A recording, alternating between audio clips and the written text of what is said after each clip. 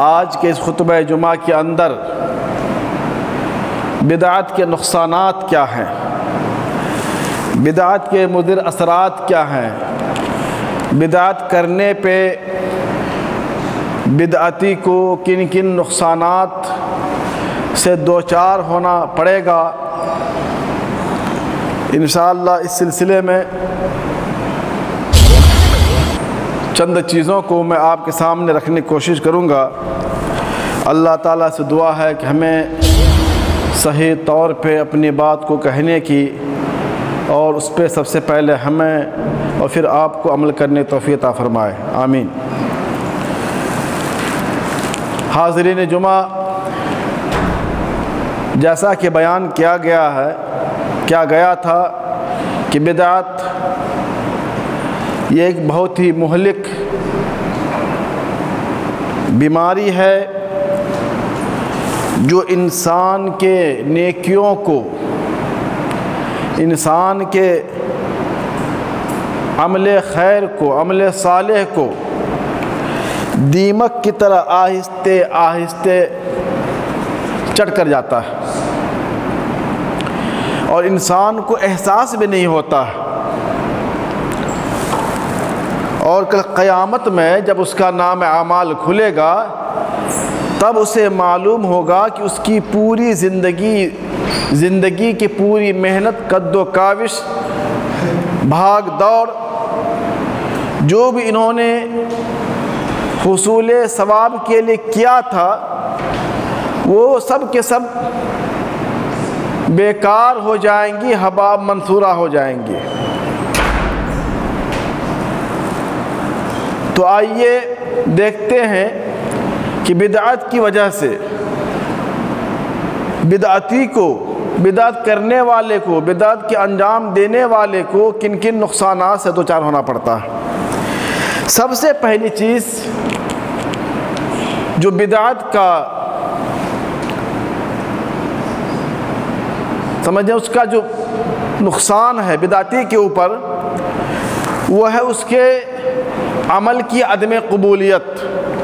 ان کے نیکیوں کی عدم قبولیت۔ بدعتی جب بدعت کا کام کو انجام دیتا ہے دین سمجھ کر کے، یا بدعت کے ساتھ ساتھ اگر وہ کار خیر بھی کرتا ہے تو ایسے بدعتی کے اعمال کو اللہ تعالی رد کر دیتا ہے۔ وہ کام، ان کی وہ محنت مردود ہو جاتی ہے اور اس پہ کچھ بھی اجر و ثواب مرتب نہیں ہوتا ہے، کیونکہ کسی بھی عمل کی قبولیت کے لیے شریعت میں دو شرطیں رکھی گئی ہیں۔ پہلی شرط ہے کہ وہ عمل اخلاص کے ساتھ ہو، خلوص نیت کے ساتھ ہو، اور دوسری شرط ہے کہ وہ عمل، وہ نیکی کے کام اتباع سنت کی شکل میں ہو، سنت کے مطابق ہو، سنت رسول اللہ صلی اللہ علیہ وسلم کے مطابق ہو، تبھی وہ عمل اللہ کے دربار میں شرف قبولیت کو پہنچے گا۔ اور اگر ان دونوں شرطوں میں سے کوئی ایک شرط بھی مفقود ہو جاتی ہے، ختم ہو جاتی ہے، غائب ہو جاتی ہے، تو انسان کا وہ عمل، وہ نیکی، وہ کار خیر، وہ عمل صالح بیکار ہو جائے گا۔ تو پہلی چیز ہے اخلاص۔ اس عمل کو جب کیا جائے صرف اللہ کی رضا مقصود ہو، اللہ کی خوشنودی مقصود ہو، اللہ کو راضی کرنا مقصود ہو، اس کے علاوہ دنیا کا کوئی بھی مفاد اس سے وابستہ نہ ہو، ریا نمود، شہرت طلبی اس کے اندر مقصود نہ ہو۔ اور دوسری شرط ہے کہ وہ عمل سنت رسول کے مطابق ہو، سنت رسول کے مطابق ہو، اگرچہ وہ عمل کتنا ہی خوشنما کیوں نہ نہیں ہے، بہتر کیوں نہیں نظر آ رہا ہے، لیکن اگر سنت رسول کے مطابق نہیں ہے تو وہ عمل آپ کے منہ پہ کل قیامت میں اللہ تعالیٰ دے مارے گا۔ مشہور حدیث ہے، رسول اللہ صلی اللہ علیہ وسلم نے فرمایا من عمل عملا لیس علیہ امرنا فهو رد۔ یہ متفق علیہ روایت، بخاری مسلم روایت ہے۔ اللہ نبی فرماتے ہیں کہ جو کوئی ایسا عمل کرے جس پہ ہمارا حکم نہیں ہے، ہم نے وہ کام نہیں کیا ہے، نہ ہم نے حکم دیا ہے، تو ایسا عمل مردود ہے، ناقابل قبول ہے۔ اور ایک دوسری حدیث میں اللہ نے فرمایا من احدث فی امرنا ھذا ما لیس منہ فہو رد۔ یہ متفق علیہ روایت ہے کہ جس کسی نے دین کے اندر کوئی ایسی چیز ایجاد کی دین کا نام دے کر کے حصول ثواب، کیا حصول ثواب کے لیے، اور وہ چیز ہمارے سنت کے مطابق نہیں ہے، تو اللہ نے فرماتے ہیں فہو رد، وہ بھی مردود ہے، وہ بھی مردود ہے۔ تو پہلی چیز، پہلا نقصان بدعتی کے لیے جو ہوتا ہے کہ اللہ تعالیٰ اس کی نیکیوں کو رد کر دیتا ہے، اس کا عمل قابل قبول نہیں ہوتا ہے۔ اور اس کی مثال آپ دیکھیں حدیث کے اندر موجود ہے، ابو موسیٰ اشعری رضی اللہ تعالیٰ عنہ بہت مشہور صحابی رسول ہیں، وہ کوفہ تشریف لے جاتے ہیں جہاں پہ ایک جلیل القدر صحابی موجود تھے، عبداللہ بن مسعود رضی اللہ تعالیٰ عنہ، جو بہت ہی بڑے صحابی ہیں، جلیل القدر صحابی ہیں، سابقین اولین میں سے ہیں۔ ان کے پاس تشریف لے جاتے ہیں اور لے جانے کے بعد ان سے کہتے ہیں کہ ابن مسعود، آپ کی مسجد میں، جس مسجد میں وہ امامت کرتے تھے، خطبہ دیتے تھے، درس دیتے تھے، کوفہ کی جامع مسجد میں، انہوں نے کچھ ایسا عمل دیکھا، اس کے بارے میں کہا کہ اے ابن مسعود، ہم نے آپ کی مسجد میں ایسا ایک عمل دیکھا ہے جو اس سے پہلے ہم نے کبھی نہیں دیکھا۔ تو عبداللہ بن مسعود نے کہا کہ کیا عمل دیکھا آپ نے؟ تو انہوں نے کہا میں نے یہ دیکھا آپ کی مسجد میں کہ مسجد کے اندر لوگ حلقہ بنا کے بیٹھے ہوئے ہیں، گول ہو کے بیٹھے ہوئے ہیں، دائرہ بنا کے بیٹھے ہوئے ہیں، چند لوگ، 5 لوگ ادھر 5 لوگ ادھر، دائرہ بنا کے حلقہ بنا کے بیٹھے ہوئے ہیں، اور کھجور کی گٹھلیاں بیچ میں رکھی ہوئی ہیں، کھجور کی گٹھلیاں بیچ میں رکھی ہوئی ہیں، اور وہ لوگ ایک دوسرے کہتے ہیں کہ 100 بار سبحان اللہ کہو، گٹھلی لے کے ہاتھ میں، گٹھلی کی تسبیح پڑھو، 100 بار سبحان اللہ، 100 بار الحمدللہ، 100 بار اللہ اکبر، اس طریقے سے تسبیح پڑھ رہے ہیں وہ لوگ۔ تو عبداللہ بن مسعود نے کہا کہ آپ نے اسے کچھ نہیں کہا؟ کہا نہیں، میں نے اسے کچھ نہیں کہا، اس لیے میں آپ کے پاس آیا ہوں۔ چنانچہ وہ ان کے ساتھ ہوئے اور پھر دونوں مسجد تشریف لے گئے۔ دیکھا صحیح معنی میں لوگ حلقہ بنا کے بیٹھے ہوئے، ایک حلقہ ادھر ہے، ایک حلقہ ادھر ہے، ایک حلقہ ادھر ہے، ایک حلقہ ادھر ہے، لوگ اس طریقے سے کھجور کی گٹھلیوں پہ تسبیح پڑھ رہے ہیں، سبحان اللہ، الحمدللہ، اللہ اکبر، نیکی ہے، ذکر ہے، یہ سب ذکر کر رہے ہیں۔ تو عبداللہ بن مسعود نے کہا کہ اے لوگو، تم یہ سب کیا کر رہے ہو؟ انہوں نے کہا کہ اے ابن مسعود، ہم لوگ اللہ کا ذکر کر رہے ہیں، اللہ کی عبادت کر رہے ہیں، اور ہمارا مقصد صرف کیا ہے؟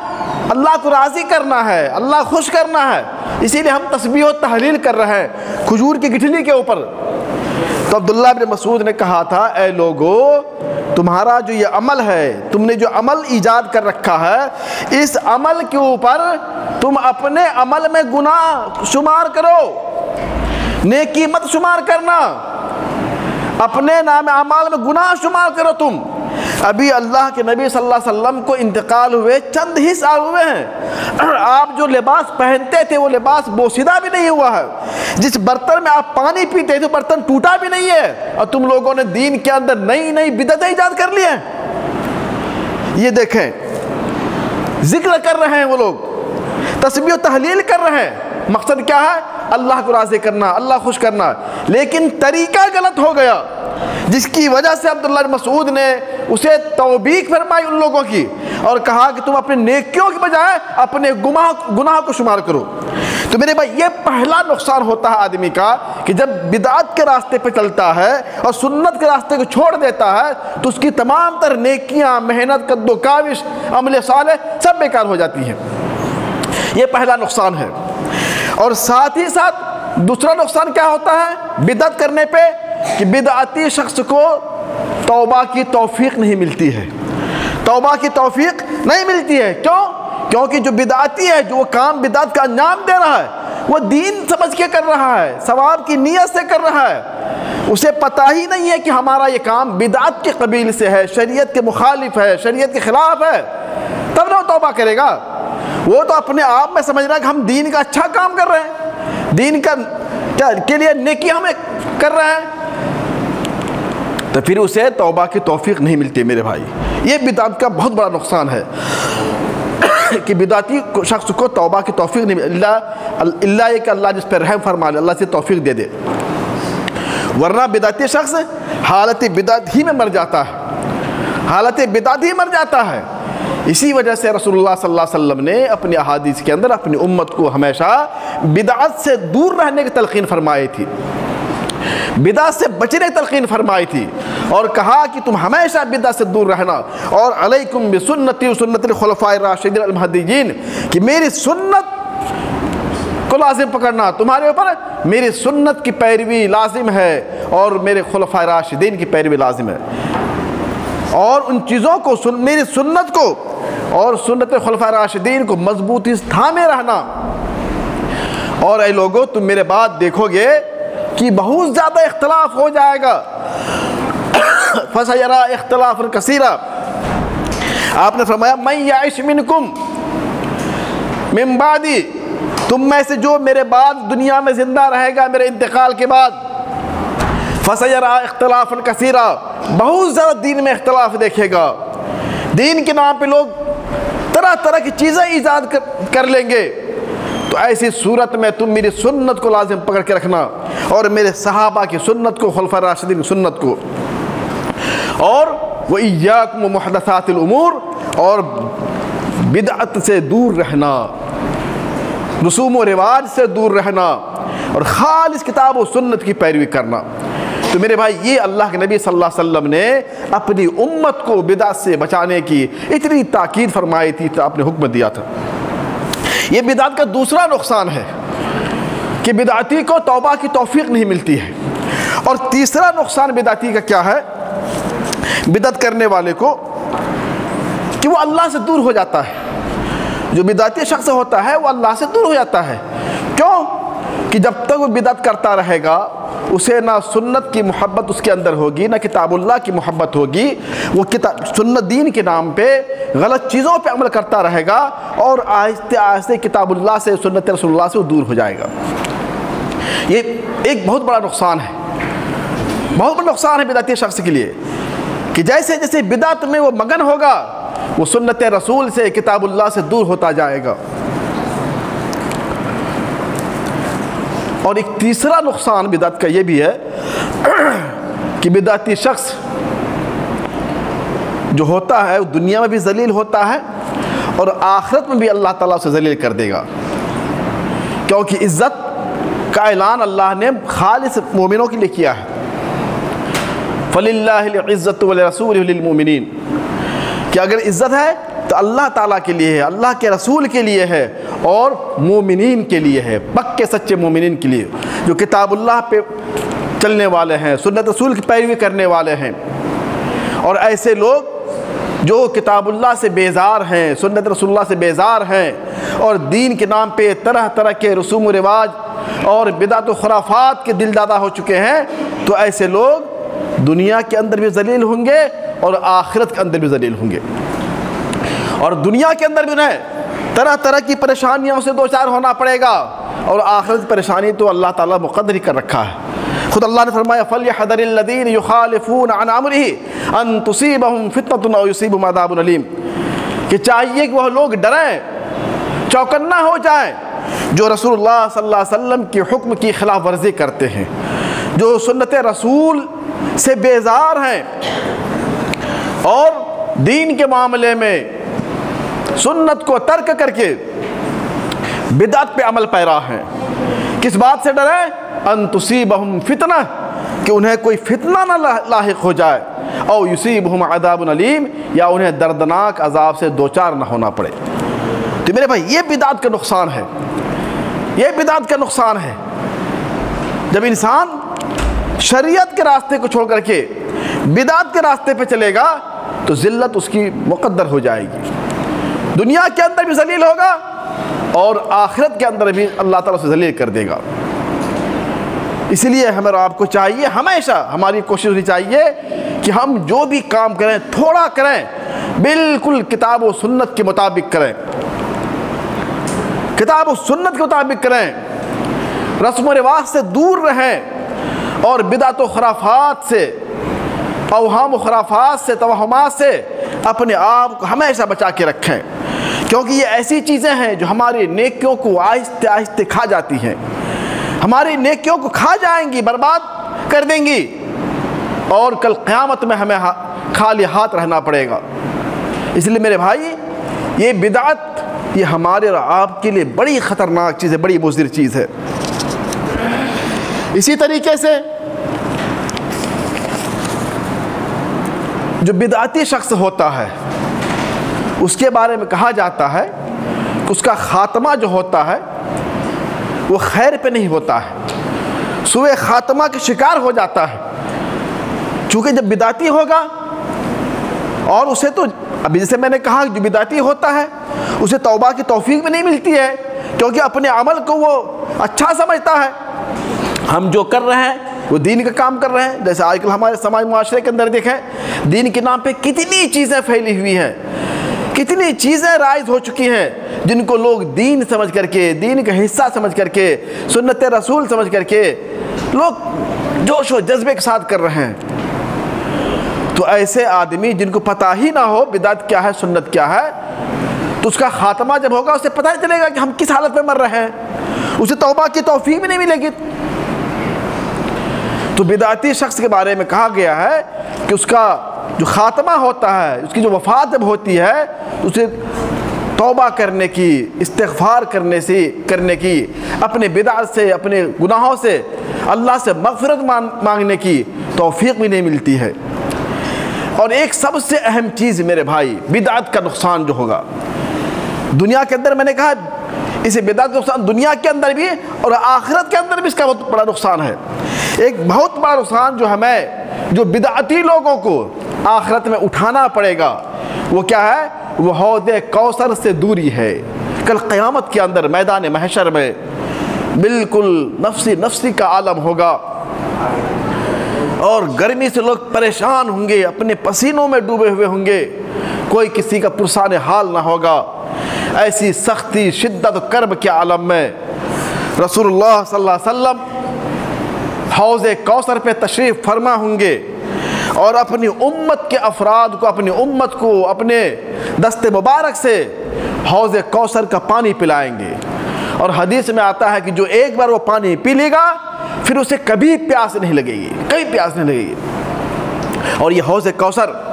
جیسے اللہ نے کہا انا اعطیناک الکوثر، کہ نبی ہم نے آپ کو کوثر عطا کیا ہے، یہ اللہ نبی کا مقام و مرتبہ ہے تمام نبیوں کے اندر، یہ صرف آپ کو دیا جائے گا اور آپ کی امت کے لیے دیا جائے گا۔ ایسے موقع سے خوش نصیب ہوں گے وہ لوگ جو دنیا کے اندر خالص کتاب و سنت پہ عمل پیرا ہوں گے، اللہ کے نبی کے خالص سنت پہ زندگی گزارا ہوگا، ان لوگوں کو اللہ کے نبی صلی اللہ علیہ وسلم کے ہاتھ سے حوض کوثر کا پانی پینا نصیب ہوگا۔ اور ایسے لوگ جو دنیا کے اندر دین کے نام پہ خرافات کرتے رہے، بدعت کو انجام دیتے رہے، ایسے لوگوں کے بارے میں آتا ہے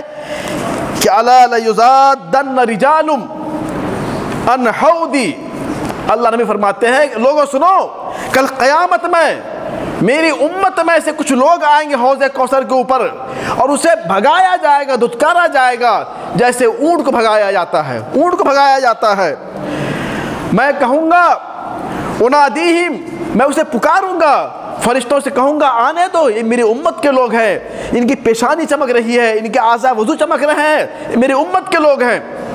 اسے آنے دو، اسے روکو نہیں۔ فرشتے کہیں گے کہ اے نبی صلی اللہ علیہ وسلم انک لا تدری، آپ کو پتہ نہیں ہے، آپ کو پتہ نہیں ہے کہ انہوں نے آپ کے مرنے کے بعد انہوں نے کیا کیا تھا، انہم قد بدلوا بعدک، انہوں نے آپ کے دین کو آپ کے بعد بدل ڈالا تھا، انہوں نے دین کے اندر بے شمار بدعتیں ایجاد کر رکھی تھی اور دین کا انہوں نے جنازہ نکال دیا تھا، دین کے نام لے لے کے یہ بدعت و خرافات کرتے تھے، آپ کی سنت کو ترک کر کے رکھا تھا، کتاب اللہ کو چھوڑ کے رکھا تھا اور شیطانی راستے پہ چل رہے تھے اور لوگ خود گمراہ تھے، لوگوں کو بھی گمراہ کر رہے تھے۔ یہی لوگ آپ کی امت ہیں ضرور، لیکن یہ بدعتی لوگ ہیں، آپ کی سنت سے بیزار ہونے والے لوگ ہیں، آپ کی سنت سے دور رہنے والے لوگ ہیں۔ جب اللہ کے نبی یہ سنیں گے فرشتوں کی زبانی کہ میری امت کے وہ لوگ ہیں جو جنہوں نے میری وفات کے بعد میرے دین کے اندر رد و بدل کیا تھا، آپ فرمائیں گے سحقن سحقن لمن بدل دینی، ان لوگوں کے مجھ سے دور کرو، بھگاؤ بھگاؤ جنہوں نے जिन्होंने मेरे बाद मेरे दीन में तब्दीली पैदा कर दी थी, मेरे दीन में बिदअत की ईजाद कर दिया था। तो मेरे भाई ऐसे लोगों को कल क़यामत में फरिश्ते धुतकार के भगा देंगे और हौज़े कौसर से महरूम कर देंगे। ये इतना बड़ा नुकसान होगा कल क़यामत में, इतना ख़तरनाक दिन होगा। 50,000 साल का एक दिन होगा, 50,000 साल का एक दिन होगा क़यामत का दिन, और इतनी सख्ती, इतनी शिद्दत का दिन होगा कि बड़े बड़े अंबिया कराम भी नफ्सी नफ्सी के आलम में होंगे। पूरी उम्मत परेशान होगी, बेचैन होगी। और ऐसे मौके से अल्लाह ताला इस उम्मत मुहम्मदिया को अपने नबी के ज़रिए से इज़्ज़त बख्शेगा, हौज़ कौसर से पानी पिलाने का हुक्म देगा। लेकिन नामुराद होंगे, बदनसीब होंगे वो लोग जो बिदअत के काम को अंजाम दे के कल क़यामत में हौज़ कौसर से महरूम हो जाएंगे, और जो हौज़ कौसर से महरूम होंगे वो अल्लाह की मग़फ़िरत से महरूम हो जाएंगे। तो मेरे भाई ये है बिदअत का नुकसान, ये है बिदअत का नुकसान। और साथ ही साथ बिदअत का एक नुकसान और भी होता है कि जहाँ एक बिदअत ईजाद होती है, एक बिदअत वजूद में आती है, वहाँ से एक सुन्नत मिट जाती है। एक सुन्नत क्या हो जाती है? मिट जाती है। अल्लाह नबी की हदीस है, मब्तदअ कौमुन बिदअतन फी दीनिहिम, कि जब कोई कौम अपने दीन के अंदर एक बिदअत को ईजाद कर लेती है, इल्ला नज़अल्लाहु मिन सुन्नतिहिम मिथलहा, तो अल्लाह ताला उसी बिदअत की मानिंद एक सुन्नत को वहाँ से उठा लेता है, वहाँ से उठा लेता है। और फिर क्या होता है? सुम्मा ला युईदुहा, फिर वो सुन्नत कभी लौट के नहीं आती है उस समाज के अंदर, उस मुआशरे के अंदर, इला यौमिल क़ियामा, क़यामत तक। आज देखें, आज हम लोग दीन के नाम पे कितने बिदअत को ईजाद कर रखा है। सुन्नत को हम भूल चुके हैं। अल्लाह नबी की सुन्नत है, अल्लाह नबी तरीका था, उसको हम जानते भी नहीं हैं, और बिदअत को इतना जोश व खरोश से, जज्बा के साथ हम अंजाम देते हैं, लगता है कि यही असल दीन है। तो मेरे भाई, कहने का मकसद ये है कि ये बिदअत बहुत ही ख़तरनाक चीज़ है इंसान के लिए। और कल अल्लाह के नबी सल्लल्लाहु अलैहि वसल्लम अल्लाह के सामने खड़े होंगे और कहेंगे, या कौमी या रब्बि इन्न कौमी इत्तखज़ू हाज़ल कुरान महजूरा, कि परवरदिगार ये मेरी उम्मत है, ये मेरे उम्मत के चंद अफराद हैं जिन्होंने कुरान को मजाक बना रखा था दुनिया के अंदर, जिन्होंने कुरान को छोड़ दिया था, मेरी सुन्नत को छोड़ दिया था और अपनी मनमानी कर रहे थे, शैतानी रास्ते पे चल रहे थे। अल्लाह के नबी शिकायत करेंगे अल्लाह ताला से, अल्लाह ताला शिकायत करेंगे ऐसे लोगों के लिए। तब समझें क्या मामला होने वाला है मेरे भाई। तो ये चंद बातें हैं, और भी बहुत सी चीज़ें हैं जो बिदअत के नुकसानात, जिनके ज़रिए हमारी ज़िंदगी में इस तरह के नुकसानात आ सकते हैं। बहुत सी बातें भी, लेकिन चंद मोटी मोटी बातों को मैंने आपके सामने रखा कि ये बिदअत के नुकसानात हैं जिनसे हमें और आपको बचना ज़रूरी है, ताकि दुनिया के अंदर भी अल्लाह की रहमत, उसकी नवाजिश हमें मिल सके, और कल क़यामत में जहाँ पे जो असल ज़िंदगी है, आखिरत ज़िंदगी, वहाँ पर भी हमें अल्लाह की रहमत नसीब हो सके। अल्लाह ताला से दुआ है हम तमाम मुसलमानों को खालिस किताब व सुन्नत पे अमल करने तौफ़ीक़ अता फरमाए। अल्लाह हम जब तक दुनिया में ज़िंदा रहें किताब व सुन्नत की पैरवी करते हुए ज़िंदा रहें, और हर तरह की बिदअत व खुराफात से अल्लाह तो हमें महफूज रख।